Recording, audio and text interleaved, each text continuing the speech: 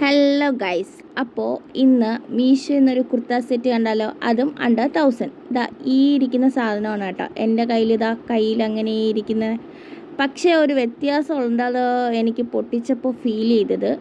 ആ ഒരു ഇമേജിൽ വന്നിട്ട് ആ ഡ്രസ്സിൻ്റെ സെയിം കളറായിരുന്നു ആ ത്രെഡ് വർക്ക്, ആൻഡ് ഇതിൽ വന്നിട്ട് വൈറ്റ് കളറായിരുന്നു. പക്ഷേ എനിക്ക് തോന്നുന്നു വൈറ്റ് കളർ കുറച്ച് എനിക്ക് ഇഷ്ടപ്പെട്ടു, നല്ല ഭംഗിയുണ്ടായിരുന്നു എടുത്തപ്പോൾ.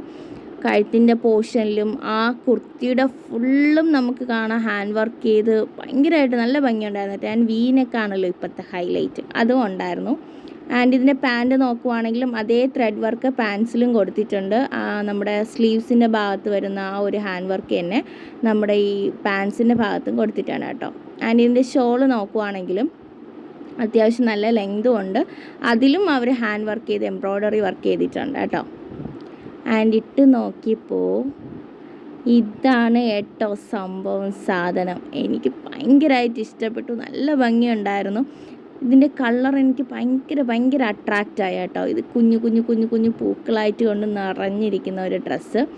ആൻഡ് നമ്മുടെ പാൻസിലായാലും അതിനെ ഹൈലൈറ്റ് ചെയ്ത് കയ്യിലായാലും നല്ല അടിപൊളി എംബ്രോയ്ഡറി വർക്കും ചെയ്തിട്ടുണ്ട്. എന്തായാലും എനിക്കിഷ്ടപ്പെട്ടു. നിങ്ങൾക്ക് ഇഷ്ടപ്പെട്ടെങ്കിൽ കമൻറ്റ് ഫോർ ലിങ്ക്.